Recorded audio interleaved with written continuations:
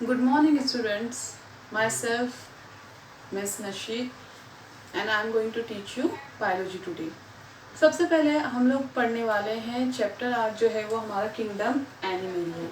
This is the fourth chapter of your 11th standard text book.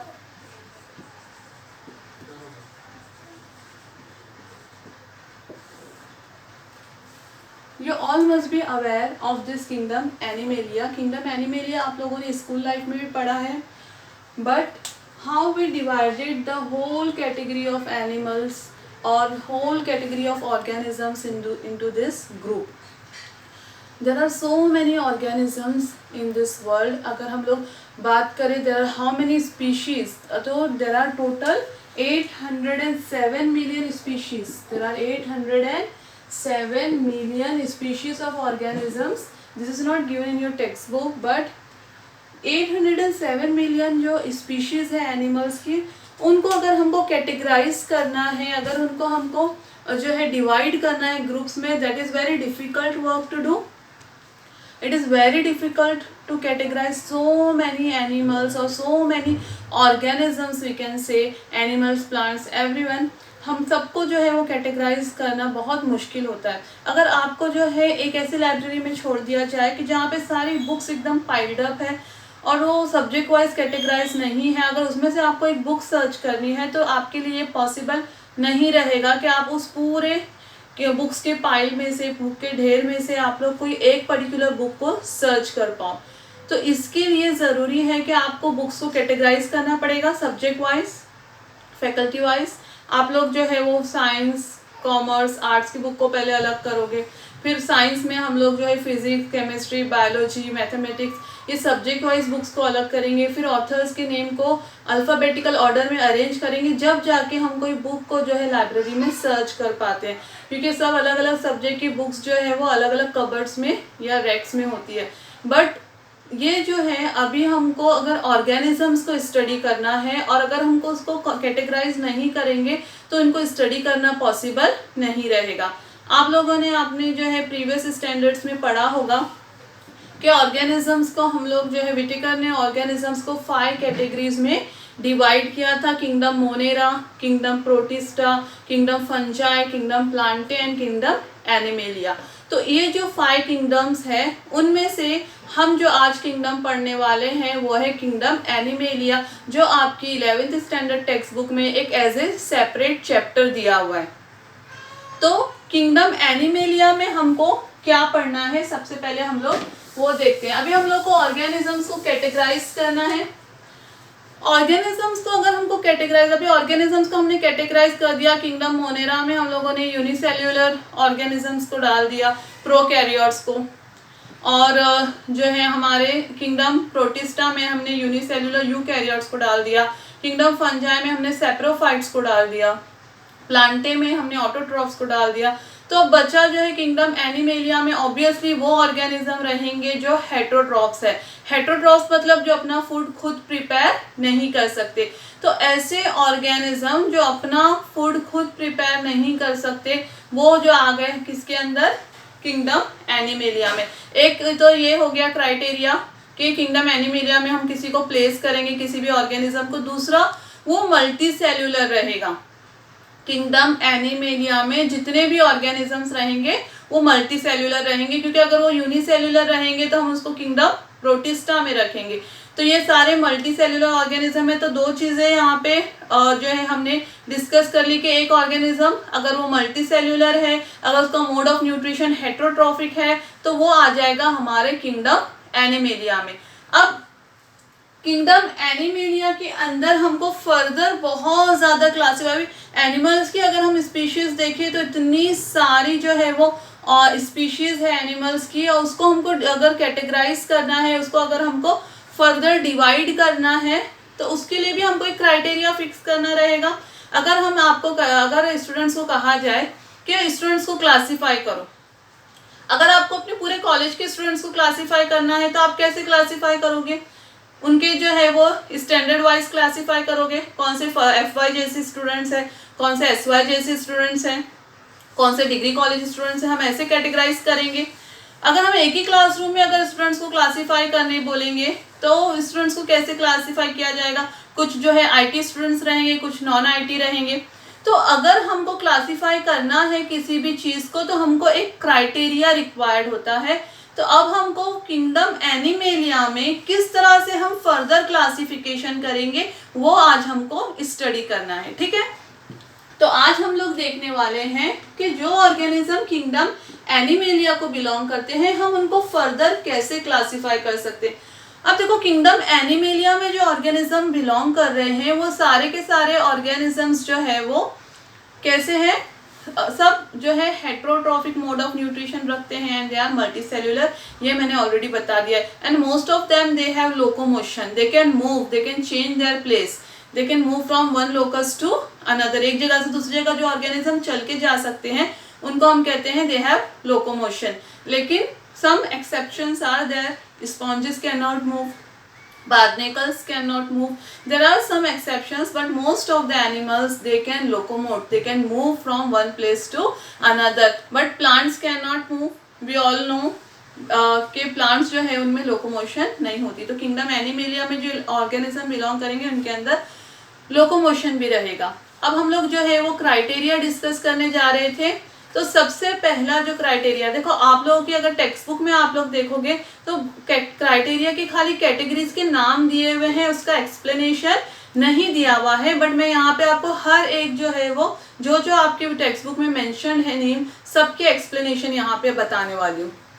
तो सबसे पहले हम लोग जो है यहाँ पर देखने वाले हैं ऑर्गेनाइजेशन, मतलब लेवल ऑफ ऑर्गेनाइजेशन, जिसको हम ग्रेड ऑफ ऑर्गेनाइजेशन भी कह सकते हैं। सो ग्रेड्स, आप लोग अपनी टेक्स्ट बुक में अगर देखोगे तो you can see grades of organisation. Now what is the meaning of grades of organisation? अब देखो अगर हम ऑर्गेनिजम्स के ग्रेड ऑफ ऑर्गेनाइजेशन के बेस पे देखें तो हमको वहां पे अलग अलग ग्रेड्स दिखाई देते हैं, एक cellular level, tissue level, organ level and organ system level. अब इसका क्या मतलब हुआ? सेल्यूलर लेवल यानी सबसे पहला जो है वो सेल्यूलर लेवल ऑफ ऑर्गेनाइजेशन। अब ये जो एक्सप्लेनेशन आपकी टेक्स्ट बुक में नहीं दिया है तो इसके लिए अभी हम यहाँ पे डिस्कस कर रहे हैं what is cellular level of organisation. देखो अगर हम स्पॉन्जेस को देखें, आप लोगों ने अगर स्पॉन्ज देखे होंगे जो है ओशंस के बॉटम में रहते हैं, तो वो जस्ट क्या होते हैं, सेल्स का एग्रीगेशन होते हैं। स्पॉन्जेस जो है सिमिलर, जैसे हम स्पंज यूज करते हैं ना, हम स्पंज बोलते हैं नॉर्मली, एक्चुअली वो सही वर्ड स्पॉन्ज है। स्पॉन्ज जो हम क्लीनिंग के लिए यूज करते हैं वो आर्टिफिशियल होते हैं, वो जो है इंडस्ट्रीज में बने होते हैं, बट वैसे सेम स्पॉन्ज जैसी बॉडी रखने वाले ऑर्गेनिज्म ओशन के बॉटम में रहते हैं, उनको हम जो है वो प्लेस किया गया है उनको फाइलम पॉरीफेरा में। तो फाइलम पॉरीफेरा बिलोंग करता है किंगडम एनिमेलिया में ही। किंगडम एनिमेलिया में हम लोग जो है दो कैटेगरीज देखेंगे, chordates and non chordates. Non chordate के अंदर हम 10 फाइलम पढ़ने वाले हैं, तो उसमें सबसे पहला जो फाइलम है वो फाइलम पॉरीफेरा है। लेकिन अभी देखो फाइलम पॉरीफेरा को बिलोंग करने वाले जो स्पॉन्जेस होते हैं उनको जनरली हम लोग स्पॉन्जेस ही कहते हैं। तो स्पॉन्जेस जो होते हैं उनमें सेल्यूलर लेवल ऑर्गेनाइजेशन होता है, जस्ट सेल का एग्रीगेशन होता है। बहुत सारे सेल्स जब एक जगह जमा हो जाते हैं तो उसको हम कहते हैं cellular level organisation. This is just a cell aggregation. हम जब बॉडी प्लान पढ़ेंगे तो उसमें भी हम देखेंगे सेल्स खाली क्या हुआ है, देखो सेल्स जो है सिर्फ जमा होके एक जगह, हमको पता है जब बहुत सारे सेल्स होते हैं तो उनसे मिलके टिश्यू बनता है, लेकिन यहाँ पे सेल्स मिलके टिश्यू फॉर्म नहीं हो रहा है, सिर्फ सेल्स एक जगह जमा हो रहे हैं और सब उसके अंदर जो है वो डिवीजन ऑफ लेबर भी जो है हमको दिखाई नहीं देता है। Now what is the meaning of division of labour? अब देखो अगर कोई फर्म है, कोई कंपनी है, तो वहाँ पे हर एक का अपना एक पर्टिकुलर रोल होता है। जैसे अगर आप लोग अपनी कॉलेज देखो, स्कूल ऑफिस देखो, वहाँ पे प्यून अपना काम करते हैं, टीचर्स अपना काम करते हैं, हेड्स अपना काम करते हैं, प्रिंसिपल अपना काम करते हैं। तो सबका एक पर्टिकुलर फंक्शन होता है, एक पर्टिकुलर काम होता है। प्रिंसिपल जो होते हैं वो सबको जो है मैनेज करते हैं, ऑर्गेनाइज, सब चीज़ों को प्लान करते हैं, ऑर्गेनाइज करते हैं। और अपना वर्क जो है हेड्स को डिस्ट्रीब्यूट कर देते हैं, हेड्स जो है अपने फर्दर असिस्टेंट टीचर्स को अपना काम डिस्ट्रीब्यूट करते हैं, प्यून्स अपना काम करते हैं, सब अपना अपना काम करें, तो इसको हम क्या बोलेंगे, डिवीजन ऑफ लेबर। सब जो है सबको अपनी ड्यूटी डिस्ट्रीब्यूट हुई है। अब अगर हम लोग अगर ऐसा देखा जाए कि सब काम एक ही इंसान कर रहा है, अगर ऐसा कोई इंस्टीट्यूशन जिसमें प्यून, टीचर, हेड, प्रिंसिपल सबका रोल एक ही पर्सन कर रहा है, तो इज इट पॉसिबल कि वो एफिशिएंटली अपना काम कर पाएगा? Obviously not. तो वैसे ही हम लोग देखते हैं कि ये जो लोअर लेवल होते हैं ऑर्गेनिजम्स के स्पॉन्जेस में, हमको लीस्ट जो है वो डिवीजन ऑफ लेबर दिखाई देता है, यानी यहाँ पे जो है फंक्शंस डिवाइडेड नहीं है, एक सेल है वो अपना खाना खुद ही डाइजेस्ट कर रहा है। जैसे सेल्स मिलके कोई डाइजेस्टिव सिस्टम नहीं बना रहे, हर सेल अपना खाना खुद डाइजेस्ट कर रहा है, तो इसको हम लोग कहते हैं least division of labour. Cells खाली एक जगह जमा होकर उन्होंने एक ऑर्गेनिज्म बना दिया है, बट सेल से मिलके टिश्यू फॉर्म नहीं हुआ है, तो इसे कहा जाता है सेल्यूलर लेवल ऑफ ऑर्गेनाइजेशन। ठीक है, दूसरा जो यहाँ पे है टिश्यू लेवल ऑर्गेनाइजेशन।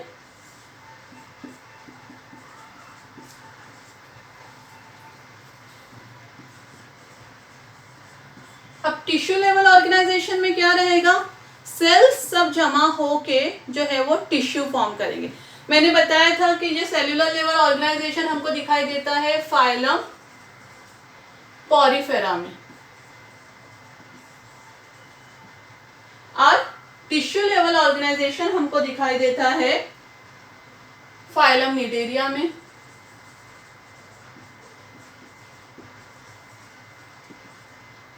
आप लोगों ने जो है स्कूल लेवल में ऑब्वियसली पढ़ा होगा, पर शायद आप भूल भी गए हो, कोई बात नहीं, लेकिन फाइलम निडेरिया जो होते हैं इसको बिलोंग करता है हाइड्रा। हाइड्रा के बारे में आप लोगों ने पढ़ा है, जो एक कोई भी सबस्ट्रेटम पे स्टिक होता है, उसमें बहुत सारे टेंटिकल्स होते हैं, इस तरह से जो है आप लोगों ने स्कूल लाइफ में जो है हाइड्रा इस तरह से जो है ड्रॉ किया होगा। हाइड्रा जो उसमें बहुत सारे टेंटिकल्स होते हैं।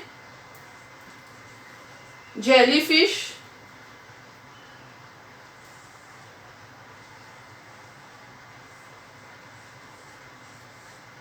हाइड्रा और जेलीफिश जो होते हैं ये जो है फाइलम निडेरिया को बिलोंग करते हैं। तो हाइड्रा और जेलीफिश जो फाइलम निडेरिया को बिलोंग करते हैं, उनके अंदर हमको जो है वो टिश्यू लेवल ऑर्गेनाइजेशन दिखाई देता है, यानी सेल्स जमा होके टिश्यू फॉर्म होता है। तो पहला ऐसा स्टेप जिसमें हमको टिश्यू लेवल ऑर्गेनाइजेशन दिखाई दे रहा है।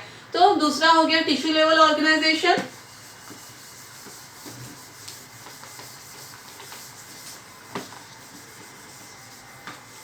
थर्ड आता है ऑर्गन लेवल। अब टिश्यू लेवल के बाद में आता है ऑर्गन लेवल के। ऑर्गन लेवल में जो है वो टिश्यू मिलके एक ऑर्गन फॉर्म कर रहे हैं, बट ऑर्गन सिस्टम फॉर्म नहीं हो रहा है ना। What is the meaning of organ system? अगर आप ऑर्गन सिस्टम समझोगे तो आपको ऑर्गन लेवल समझ में आएगा। हम अगर हमारे डाइजेस्टिव सिस्टम की बात करें तो हमारा डाइजेस्टिव सिस्टम है, हमारा बकल कैविटी, हमारा माउथ आता है। माउथ है, ये जो माउथ के अंदर जो जहाँ पे टीथ, टंग वगैरह रहते हैं उसको बायोलॉजी में बकल कैविटी कहा जाता है। तो आपका माउथ आ गया, buccal cavity, oesophagus, food pipe जिसको आप कहते हैं, स्टमक, इंटेस्टाइन, तो ये सब जो है वो फ्रॉम माउथ टू एनस पूरा जो है वो किसके अंदर आता है, आपके डाइजेस्टिव सिस्टम में आता है। उसमें जितने भी सलाइवरी ग्लैंड है, डाइजेस्टिव जितने भी लीवर है और जितने भी डाइजेस्टिव ग्लैंड है सब इंक्लूडेड होते हैं। तो हर एक का अपना फंक्शन है, सब इसके अंदर इंक्लूडेड है। तो ये आपका क्या हो गया, पूरा एक डाइजेस्टिव सिस्टम हो गया। तो ये सब मिलाकर क्या बन रहा है, डाइजेस्टिव सिस्टम बन रहा है। लेकिन अगर एक ही स्ट्रक्चर है जो डाइजेशन का काम कर रहा है तो वो एक पर्टिकुलर ऑर्गन हो गया, बट वहाँ पे और बहुत सारे ऐसे जो है स्ट्रक्चर मिलके और डाइजेशन का काम नहीं कर रहे, सिर्फ एक ही स्ट्रक्चर है, तो वो क्या हो गया, ऑर्गन लेवल ऑफ ऑर्गेनाइजेशन।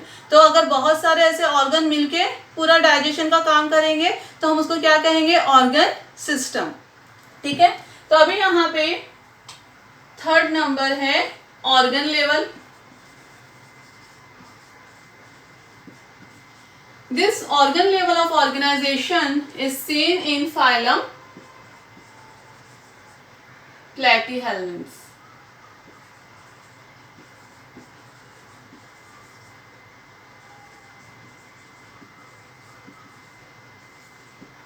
तो फाइलम प्लेटीहेल्मिन्थ्स जो होते हैं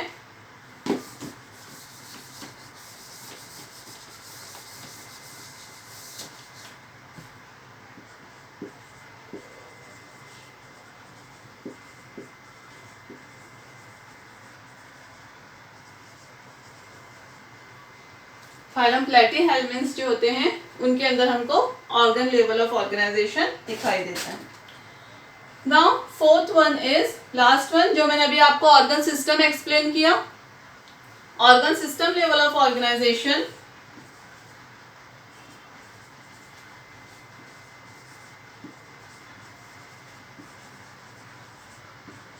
और ये organ system level of organisation हमको दिखाई देता है फाइलम एनालिडा में, और उसके बाद जितने भी फाइलम है यहाँ तक के कॉर्डेट्स तक हमको सबके अंदर जो है वो organ system level of organisation दिखाई देता है।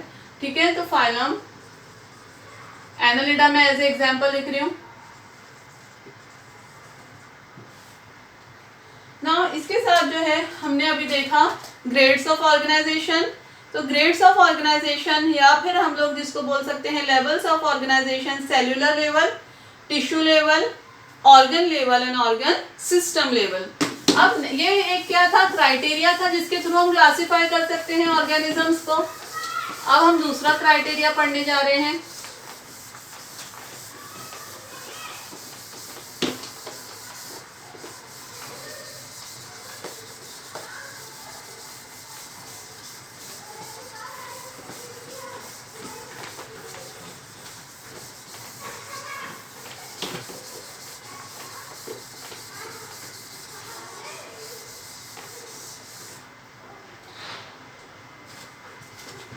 Now second is symmetry. अब हम लोग देखने वाले हैं what is symmetry. This is also a category through which we can divide organisms. Okay, तो सिमेट्री बहुत ही सिंपल कॉन्सेप्ट है। हम जो है वो ऑर्गेनिजम्स को 3 लेवल में डिवाइड कर सकते हैं सिमेट्री के थ्रू। कुछ ऑर्गेनिजम्स ऐसे होते हैं कि जिनको हम 2 इक्वल पार्ट्स में डिवाइड कर सकते हैं। कुछ ऑर्गेनिज्म ऐसे होते हैं जिनको हम 2 इक्वल पार्ट्स में डिवाइड कर सकते हैं, जिसका एग्जांपल हम खुद हैं, ह्यूमंस। हमारी बॉडी जो है 2 सेम हाफ में जो है डिवाइड हो सकती है, 2 इक्वल हाफ में डिवाइड हो सकती है थ्रू एन इमेजिनरी लाइन। हम किसी भी ऑर्गेनिज्म को एक इमेजिनरी लाइन से अगर 2 इक्वल हाफ में डिवाइड कर सकते हैं तो उसे हम लोग क्या कहेंगे, बायलैटरली सिमेट्रिकल। ऐसे ऑर्गेनिजम्स जो कैसे हैं, बायलैटरली सिमेट्रिकल है। तो कुछ ऑर्गेनिजम्स होते हैं वो बायलैटरली सिमेट्रिकल होते हैं, कुछ ऑर्गेनिज्म होते हैं जो रेडियल सिमेट्री शो करते हैं। ना what is the meaning of radial symmetry? ऐसे ऑर्गेनिज्म जिसको हम मोर देन 1 प्लेन में 2 इक्वल हाफ्स में डिवाइड कर सकते हैं। The animals which can be divided into more than 2 equal planes means we can divide them into equal halves, okay, through more than 2 equal means two planes। तो एक या मतलब 2 या 2 से ज़्यादा प्लेन्स में हम लोग जो है वो ऑर्गेनिज्म को 2 इक्वल हाफ में डिवाइड कर सकते हैं। अब यहाँ पे अगर हम लोग जेलीफिश की बात करें,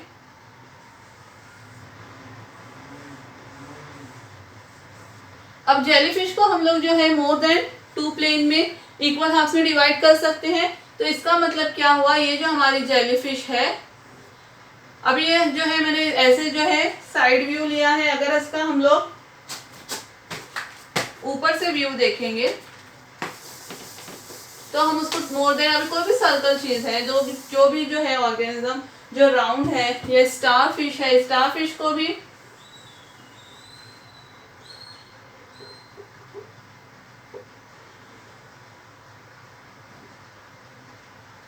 अब मैंने एक रफली स्टारफिश ड्रॉ की है। अब ये स्टारफिश को हम लोग मोर देन 1 प्लेन में 2 इक्वल हाफ्स में डिवाइड कर सकते हैं।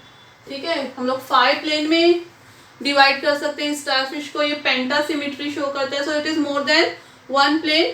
तो इसके लिए अब इसको हम क्या बोलेंगे, it shows radial symmetry. Okay, जिस ऑर्गेनिज्म को हम मोर देन 1 प्लेन में डिवाइड कर सकते हैं हम क्या कहेंगे, इसका ये रेडियल सिमेट्री शो कर रहे हैं। और ऐसे ऑर्गेनिज्म जिनको हम सिर्फ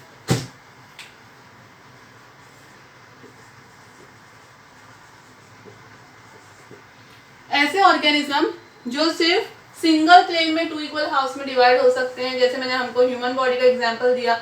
मैक्सिमम ऑर्गेनिज्म जो है वो आपको इस तरह से दिखाई देंगे। ये बटरफ्लाई हो गई, ये बिलोंग करते हैं फाइलम आर्थ्रोपोडा को। इसको भी हम लोग सिंगल लाइन में 2 इक्वल हाफ्स में डिवाइड कर सकते हैं। तो जितने भी ऑर्गेनिज्म, ऐसे बहुत सारे ऑर्गेनिज्म हैं जिसको हम सिंगल लाइन प्लेन में 2 इक्वल हाफ्स में डिवाइड कर सकते हैं, तो वो कहलाते हैं bilaterally symmetrical. So we can say they are showing bilateral symmetry. Now, अगर कोई ऐसा ऑर्गेनिज्म जिसको हम किसी भी प्लेन में 2 इक्वल हाफ्स में डिवाइड नहीं कर सकते, तो उसको हम क्या कहेंगे? असिमेट्रिकल। ऐसे ऑर्गेनिज्म जिसको किसी भी प्लेन में जो है वो इक्वल हाफ्स में डिवाइड नहीं किया जा सकता, उनको हम कहते हैं asymmetrical।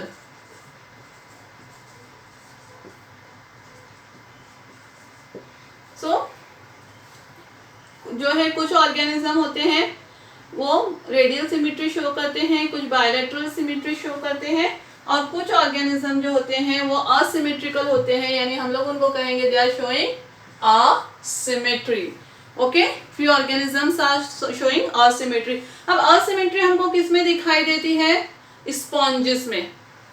बहुत सारे स्पॉन्जेस ऐसे होते हैं, मैक्सिमम स्पॉन्जेस जो होते हैं वो 2 इक्वल हाफ में डिवाइड नहीं हो सकते। वो इस तरह से जो है बहुत सारे अलग अलग शेप्स, साइजेस के हमको एक साथ जो है दिखाई देते हैं। अब इसको हम लोग जो है वो प्रॉपरली 2 इक्वल हाफ्स में डिवाइड नहीं कर सकते कोई भी प्लेन से, सो दे आर असिमेट्रिकल। तो मैंने यहाँ पे एग्जांपल्स, असिमेट्रिकल के एग्जांपल हमने स्पॉन्जेस ले लिया, फाइलम पॉरीफेरा। बायलैटरल सिमेट्री हमको जो है सब और जितने भी है निडेरिया में, टीनोफोरा, प्लेटीहेल्मिन्स, एस्केल्मिन्स, आर्थ्रोपोडा, एनालिडा, सबके अंदर हमको जो है बायलैटरल सिमेट्री दिखाई देती है। रेडियल सिमेट्री जो है वो जो है हम लोगों को फाइलम निडेरिया में जो है काफ़ी ऑर्गेनिज्म जो है वो रेडियल सिमेट्री शो करते हैं। जैसे मैंने आपको हाइड्रा और जेलीफिश का एग्जांपल बताया था, हाइड्रा और जेलीफिश दोनों जो है रेडियल सिमेट्री शो करते हैं। तो ये हो गया एक और क्राइटेरिया हमने देख लिया। सबसे पहले हमने देखा था क्राइटेरिया लेवल ऑफ ऑर्गेनाइजेशन या ग्रेड्स ऑफ ऑर्गेनाइजेशन। दूसरा क्राइटेरिया हमने देख लिया symmetry. Now the third criteria that we are going to see now is body plan।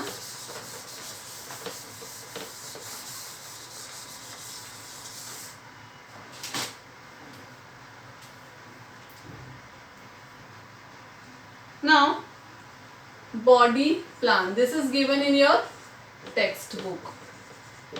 So what is body plan? Body plan भी ऑब्वियसली ये भी एक criteria है जिसके थ्रू हम लोग ऑर्गेनिजम्स को डिवाइड कर सकते हैं। तो यहाँ पे बॉडी प्लान में 3 टाइप के बॉडी प्लान है। एक होता है, first one is cell aggregate body plan. अब जो सेल एग्रीगेट बॉडी प्लान जो होते हैं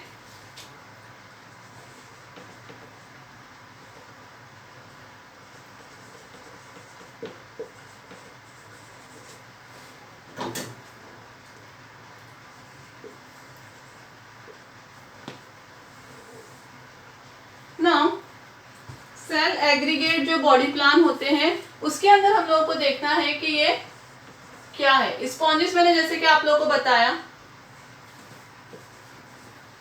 ऐसे बहुत सारे स्पॉन्जेस हैं जो सब सेल्स एक साथ जमा हो जाते हैं, तो क्या बनता है? स्पॉन्ज की बॉडी बनती है। जैसे मैं यहाँ पे ऐसे मैंने रफली अभी ड्रॉ किया है, इस तरह से 1 2 3 4 5 ऐसे सब सेल्स जो है वो एक दूसरे के बाजू में अरेंज हो गए। तो ये जो है यहाँ पे हम लोग को दिखाई देता है, एक कैविटी होती है, इसके बीच में भी होल्स होते हैं। अगर हम स्पॉन्जेस देखेंगे तो ऐसे सेल्स रहते हैं, उनके बीच में ऐसे छोटे छोटे होल्स रहते हैं, उनको ऑस्टिया कहा जाता है। ऊपर की तरफ एक बड़ा होल रहता है, उसको ऑस्टिलम कहते हैं। वो इस तरह से सबस्ट्रेटम पे अटैच होते हैं। मैंने बताया था कि सेल्स जो है वो अपना खाना खुद डाइजेस्ट करते हैं, तो उनके अंदर डिवीजन ऑफ लेबर हमको दिखाई नहीं देता है। तो इसका मतलब देखो यहाँ पे बॉडी प्लान क्या है, cell aggregate body plan. Aggregation में एक जगह जमा होना, तो बहुत सारे सेल्स जब एक जगह जमा हो जाते हैं तो इस तरह का जो बॉडी प्लान है वो कहलाता है सेल एग्रीगेट बॉडी प्लान। ठीक है, तो यहाँ पे obviously cell aggregate body plan का भी एग्जांपल वही रहेगा, हमारे स्पॉन्जिस, फाइलम पॉरीफेरा। और दूसरा जो है वो है ब्लाइंड सैक बॉडी प्लान। अब देखो सेल एग्रीगेट बॉडी प्लान, खाली सेल्स एक जगह जमा हो गए हैं, there is no division of labour या लीस्ट डिवीजन ऑफ लेबर। काम जो है वो प्रॉपरली बटा हुआ नहीं है। अब दूसरा है blind sac body plan. Now what is the meaning of blind sac body plan?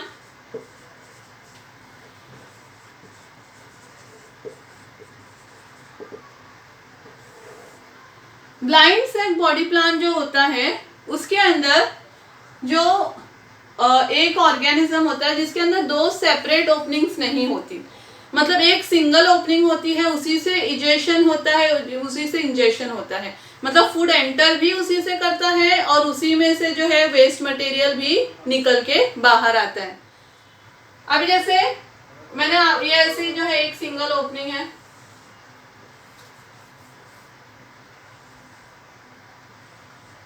अभी देखो एक ऑर्गेनिज्म जैसे हाइड्रा है या जेलीफिश है, अगर मैंने ऐसे ड्रॉ किया तो हाइड्रा हो गया, ऐसे ड्रॉ किया तो जेलीफिश हो गई। अब ये ऑर्गेनिज्म चाहे हाइड्रा हो या जेलीफिश हो, इनके अंदर हमको एक सिंगल ओपनिंग दिखाई देती है और एक ये बॉडी कैविटी रहती है, फूड इसी से एंटर करेगा अंदर और अनडाइजेस्टेड फूड इसी कैविटी से बाहर निकलेगा। So there is no separate mouth and anus. Separate mouth और एनस नहीं होता, एक ही सिंगल ओपनिंग होती है जिसमें से फूड एंटर भी करता है, उसी में से अनडाइजेस्टेड फूड जो है बॉडी से निकल के बाहर भी जाता है। तो ऐसा जो बॉडी प्लान रहता है उसको हम लोग क्या कहते हैं, blind sac body plan.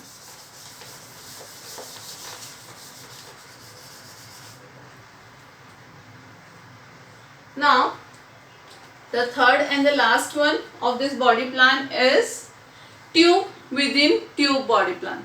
Now what is the meaning of tube within tube body plan? देखो अभी एक जो है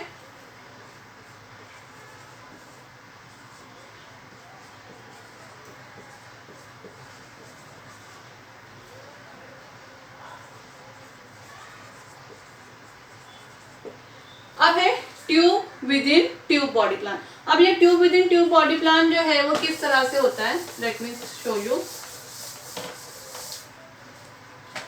अगर मैं एक फिश ड्रॉ कर रही हूँ, से फॉर एग्जाम्पल थोड़ा शार्प फिश ड्रॉ करते हैं हम लोग,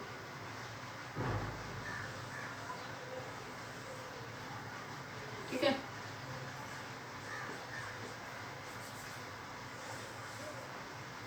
अब ये मैंने एक फिश ड्रॉ की, ये फिश का माउथ है। अब इसे मैंने वो बाहर का व्यू गिल्स वगैरह दिखाया था, ये फिश का माउथ है, ये एनस है। तो बॉडी जो है एक ट्यूब फॉर्म कर रही है और डाइजेस्टिव सिस्टम दूसरा ट्यूब फॉर्म कर रहा है। ये स्टार्ट होता है माउथ से और एंड होता है एनस पे। Tube within tube body plan मतलब ऐसे ऑर्गेनिज्म जिनके अंदर टू सेपरेट ओपनिंग्स है, one function as mouth, another as anus. तो ऐसा बॉडी प्लान जो होता है उसको हम कहते हैं tube within tube body plan. Phylum Annelida जिसमें अर्थवर्म्स आते हैं, अर्थवर्म्स में भी जो है is a perfect example of tube within tube body plan. Okay, so for this body plan we have studied 3 different types.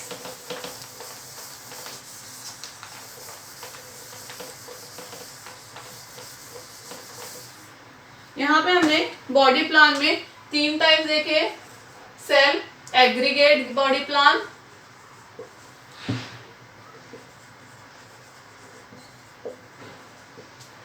दूसरा blind sac body plan,